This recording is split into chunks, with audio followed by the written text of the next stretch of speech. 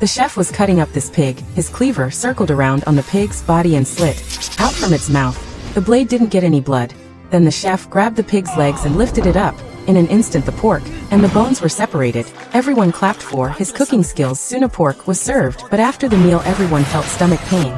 The man realized there was something wrong with the food, but the ingredients were all prepared by himself, except for the last salt, which was handed over by his apprentice. The chef finally realized the truth, so he angrily questioned his apprentice, but he denied it. The villagers no longer trusted the chef. The man couldn't explain himself, so the village head drove him away. In order to make a living, the chef came to a restaurant to apply for a job.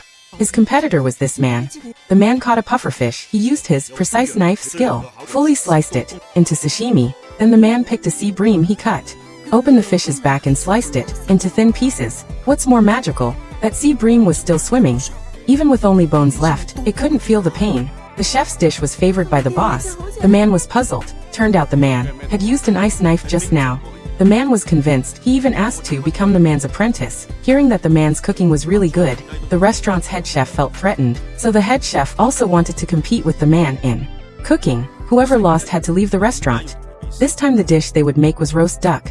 The man asked the man to be his assistant. Soon the two finished. The woman tasted the head chef's roast duck. She thought it was very delicious. Then it was time for the man's dish. The woman thought the man's roast duck was already cold, but she reached out. She got burned. At this moment the man's duck gave off steam and it smelled very good. Turned out the man had wrapped the duck with sugar to keep it warm, so the dish wouldn't get cold.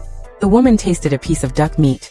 She was shocked by its deliciousness. The head chef saw this. He also took a bite of the man's dish. Then he let out a light sigh and admitted defeat. He was curious how the man cooked. Turned out, the man hadn't used any knives during the cooking, because once the duck meat touched the knife, the duck meat fibers would break, and its texture would be bad. So the man asked his apprentice to break the duck's bones with his comb. After hearing the man's words, the head chef left the restaurant. In this way the man became the new head chef. So here comes the question. What was your favorite Chinese dish?